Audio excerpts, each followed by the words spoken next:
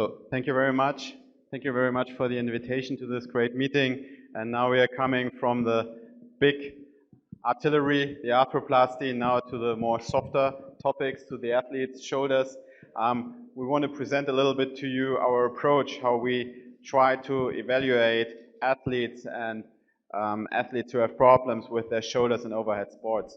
So it's not just baseball pitchers who have this problem. It's also like you see this German decathlon athlete who is throwing the javelin, which is a very specific motion in these overhead athletes. And there are two key moments in the whole motion. The first moment is the late cocking phase, where there is a lot of energy and a lot of external rotation in the arm. And the second important moment is the moment when the projectile is released and when the shoulder has to catch all the energy. And this ends in two peak points of torque loads in the shoulder, which is the first in the moment of the late cocking, but the second one in the moment of release of the projectile. And the shoulder with more than or with approximately 7,000 degrees per second acceleration is very quick joint. So if we look in the evolution, we see that monkeys, chimpanzees, they also throw things. Usually they only throw something to eat, and they usually don't have problems with their shoulder. And since 3 million years of evolution, some things have changed. It's not only about the hair which changed. And there's a nice study from Boston where they evaluated the motion of the throwing of a pitcher, a baseball pitcher, and compared that to the motion of a chimpanzee. And this is basically what you see when patients with problems in a rotator cuff play tennis. They pray a little bit like these chimpanzees do and not like the pitcher does. And from the evolution, we have two key points, because we can move the trunk, we can rotate our trunk, which gives much more elastic energy, which has to go through the joint and gives load to the joint. So when you try to evaluate athlete shoulder problems, there's a lot of different theories out there. Pseudolaxity, Burkhardt-Mergen, Job's theory, Keepler with the scapula. But all these a little bit come to the same breakdown. And also if you look at the literature with the different publications since 50 years, all these different papers never managed to be really successful in getting an elite athlete back to the game when he ends up in surgery. So perhaps there's something more. So our approach is a little bit, first thing, think about which kind of athlete you have. There's a certain kind of trauma athletes, like the football players. Yes, they are throwing the football, but they have also contact. For us in Germany, it's more with the handball players. And on the other hand, you have the javelin throwers, pitchers who don't have contact with their other players. So we came up with the idea that there is about 4 types of different types of shoulder pathologies. First, you have the classic pitching shoulder, the posterior superior impingement, GERD, partial rotator cuff lesions. Then you have these kind of handball players who mostly have a traumatic luxation event and then develop their problems with throwing. Then you have gymnastic athletes, swimmers, who have a very hyperlax joint, who need a very hard-working rotator cuff. They ended more in a rotator cuff associated pain. And then what we added to this is what we see very often, CrossFit and fitness athletes who have more problems with their posterior labrum and their biceps. And when you examine your patient or your athlete, this is like the 5 keys for us, where we look at the capsule, we look if there's a restriction, especially in the posterior capsule. We have talked about it today, about the GERD. We look at the scapula, we look at the local stability of the joint and the core stability, and at the end of the day, we look at the rotator cuff and the biceps and the labrum. So talking about the GERD, glenoid internal rotation deficit, this is a very interesting point. When you look at this also in your impingement patients, you will see a lot of your patients have deficit in the high internal rotation. And this is a cadaver looking at the infraspinatus. And if you see how much stress is on this infraspinatus in this releasing phase, There's a lot of load going through the muscle, and this is the weak part. And we don't know exactly if it's really the capsule which is stiff or if it's the muscle which is stiff, but something down there is stiffer and is not letting the shoulder move right. So this is a view of the shoulder when the anterior and the posterior capsule are the same tensi, and this happens when you have a stiff posterior shoulder capsule. This pushes the head anterior superiorly. So it's not the acromion coming down, it's pushing up the head against the rotator cuff. And this ends up in this posterior superior impingement. You have a pseudolaxity and a cam, and this goes pathologic, and this ends up in rotator cuff tears. The literature does a hard job in really finding the GERD as a risk factor, but there's a lot of studies out there which show that this is a very hard factor. And you can very easily address this with the sleeper stretch, which you see in this video. You can stretch in the posterior capsule, and then I also train the high extension external rotation against force, which also strengthens, and there's data out there which shows that when you address that, you can have a much better improvement. This is a patient of mine. She's a 26-year-old female. She played handball since she was 6 years old. She has shoulder problems for 2 years. They told her you have to stop handball. They told her you need a subacromial decompression. We just examined her. There's no problem in the MRI. She just had this significant GERD. And 1 year later, I got an email from her telling me, basically it's in German, telling me I was back in playing handball, no problems anymore. And all the other colleagues told her she has to stop. And it was just about stretching. So here, this is the correlation that the tightness of the muscles also play a role. So if you don't get the rotation better with just stretching, address the muscle and put force on them.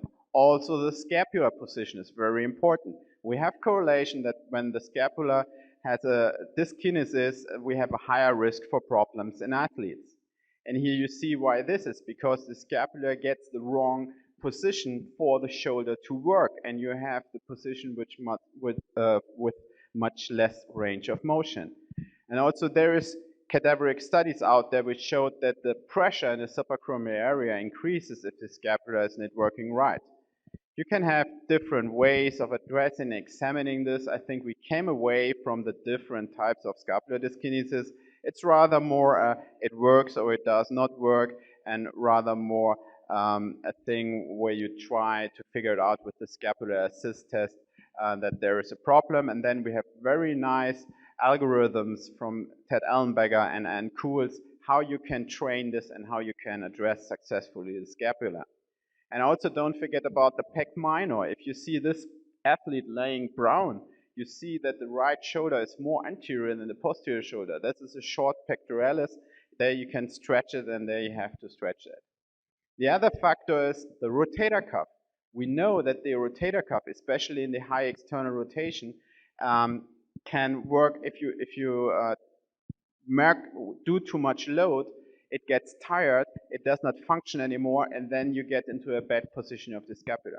So never work your cuff until failure. Try to have a good external rotation strength, which we know from the post-operative return to sports criteria, but which is also important for us seeing our athletes.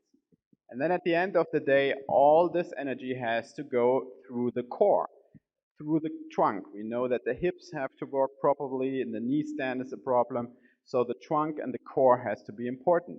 And this little guy up there is a 16-year-old tennis player. He had problems with his shoulder. And when you see and let him do a squatting, a single leg squat, so I do this even with my shoulder patients, you see the Trendelenburg and the corkscrewing sign. So he has a significant problem with his core stability. We looked at our national junior athletes, javelin team, and athletic volleyball schools. And what we found is that even in these 18-year-old asymptomatic athletes, you see in the MRI in about 70% already these cystic lesions in the infraspinatus insertion area, which you do normally not see in the patient. And the volleyball players, we saw more ganglion cysts.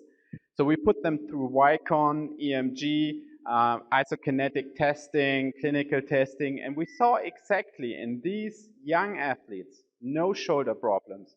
already these changes we were talking about. So they have scapular dyskinesis, they have internal rotation deficits, they have problems with their external rotation force. So when we treat these patients or these athletes, we want to get them back on the track. We don't want to bring them to normal because they need some adaptations to get their sports, but we need to bring them back on the small edge. It's like keep them on the edge and don't let them fall down from the edge when you interfere with them. And that's why it's so important to stay in a conservative way. We also looked at this with our group. Can we do prevention? It's so important to do prevention in these young athletes. They need to do the stretching, they need to do the scapular setting and training of the scapula. So when we implemented this training program to our national javelin throwers, they have never heard before how to position the scapula. They have never heard before that they have an internal rotation deficit. They always thought they have full motion of their shoulder. But all of these athletes get problems, so it's so important. And you can find very nice videos from the Scandinavians, from the Oslo Trauma Center, where they exactly give you very nice ideas. Here you see the high external rotation training, the bow shooting, and all these methods which you can do with your athletes. So this was a pitcher, so we always also have baseball pitchers in Germany. 36 years old, you see here's partial rotator cuff, biceps problems, maximum GERD, scapular dyskinesis, and here you see also the corkscrewing of his core. So this was a guy we trained conservatively, addressed all these points and got him back into his sports. This is what I've shown you before. And this is another guy, a 22-year-old volleyball player. So in the beginning I thought he's a volleyball player, but then when I heard his story, he had an accident snowboarding with a subluxation of his shoulder. And here you see the arthroscopic view of this SLAP 5 lesion going down the labrum. So here's a dramatic point, and that's why he ended up in surgery and why we did a subpectoral tenodesis and we fixed the labrum and brought him back into the sports as well. 24-year-old female police officer, athletic. She had a pasta lesion of the supraspinatus. She had 2 years treatment, all injections, all PRPs, all cortisones, everything. We had to fix the cuff with a transtendinous approach and got her back. Here you see this delaminated rupture type of the supraspinatus, and this is the view then in a double row procedure from suprachromial. But in these situations for the throwers, be very careful not to medialize the footprint. You really have to give them the space they need. And this is one of these guys I told you, the CrossFit athletes, the fitness or martial art athletes. He's a 23-year-old male. He had 1 year problems in his shoulders, especially when doing fitness, bench pressing. He had no real trauma, but it started with bench pressing. And when you look at the MRI, you see that there's a detachment on the posterior labrum and you see some cyst in this area. So this is a type of instability, of posterior instability in this patient. And this is how the labrum looked like when we did the arthroscopy. And this is how we fixed it. And we got him back into his athletic training with this as well. So perhaps in the future, we play around with EMG-based training where we can improve the scapular setting. We use the blood flow restriction training, so perhaps we have with this an approach where we can improve the stability of the rotator cuff, but this is all a little bit in the future. So be aware that there's multiple factors to be identified when dealing with athletes, overhead athletes. Try to get a structured approach. Think about which sport, think about these different types of athlete problems, and then take this 5 key check to really work it down in the office. Try to stay conservative, keep them on the edge, don't let them fall off the edge, and the prevention is the key. And if you have to do surgery, think about the combined treatments. Thank you very much.